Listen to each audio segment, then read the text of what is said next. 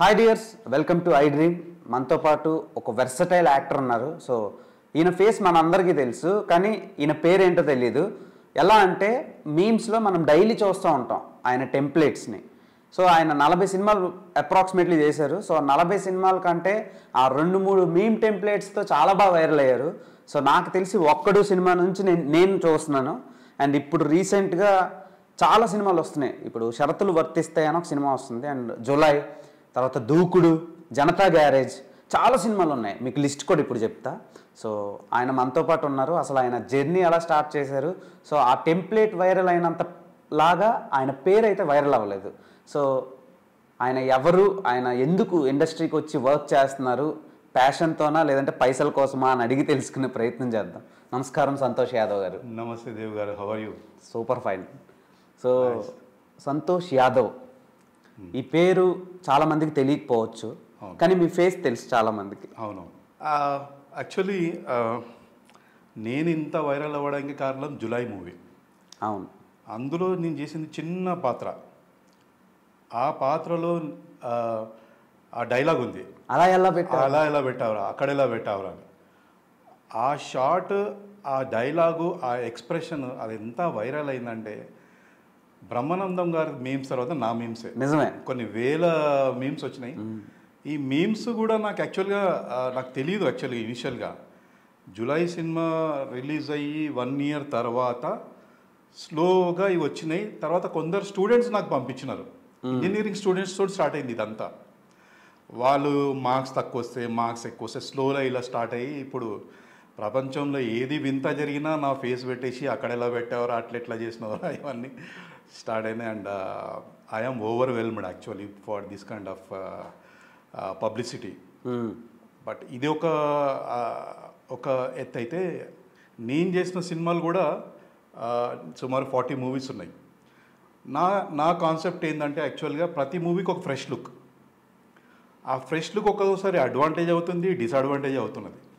So for example ఇప్పుడు Janata garage తీసుకోండి, or otherwise దానికంటే ముందు జులై తీసుకోండి. అందులో గెటప్ వేరేగా ఉంటుంది. తర్వాత నెక్స్ట్ చేసిన మూవీకి గెటప్ మారిపోయింది. సో అలాగా నా ఫేస్ రికగ్నిషన్ అంత ఎక్కువ కాలేదు ఇండస్ట్రీలో.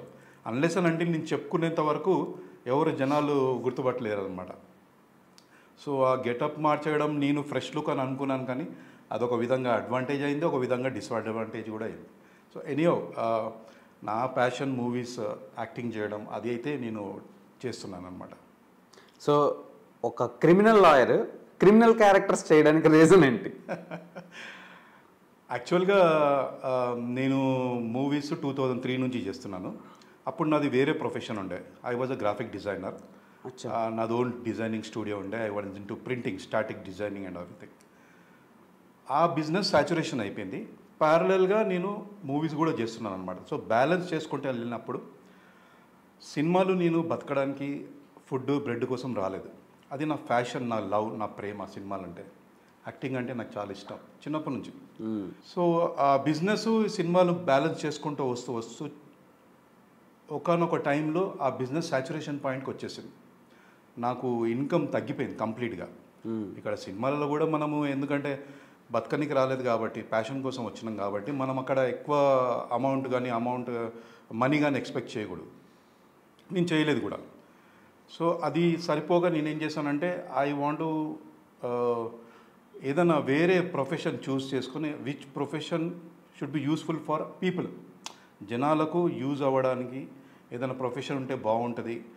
వేరెన్ I can go and talk to any person, పోలీసే కానీ ఎనీ జనాల ప్రాబ్లమ్స్, నేను వాళ్ళకు ఒక మార్గదర్శనం చూపెట్టడానికి ఏదైనా ప్రొఫెషన్ ఎంచుకుందామని చెప్పేసి నేను లా చేశాను. ఉస్మానియా కదా? ఉస్మానియా యూనివర్సిటీ. నేను చేసింది Pendekanti law college, affiliated to Osmania university. So యాక్చువల్గా నా వైఫ్ జాయిన్ అయింది. సో తనకు కూడా కొంచెం సపోర్ట్గా ఉందామని నేను కూడా జాయిన్ అయ్యాను అనమాట. సో ఆ టైంలో నేను భీమిలి కబడ్డీ జట్టు సినిమా చేస్తుండే. ఓకే సార్, భీమిలి కబడ్డీ జట్టు వచ్చింది 2010 అనుకుంటున్నా. అదే 3 years డ్యూరేషన్ పీరియడ్లోనే అక్కడ లా చేసుకుంటూ, ఇక్కడ సినిమాలు చేసుకుంటూ లా చేశాను. లా చేసిన తర్వాత why I should just stick to LLB అని చెప్పేసి ప్రాక్టీస్ మొదలుపెట్టాను అనమాట. సో మా ఇంటికి దగ్గరనే ఒక మంచి సీనియర్ లాయర్ ఉండే, దిలీప్ కుమార్ జైస్వాల్ అని. Extraordinary person and extraordinary knowledge in law, criminal side.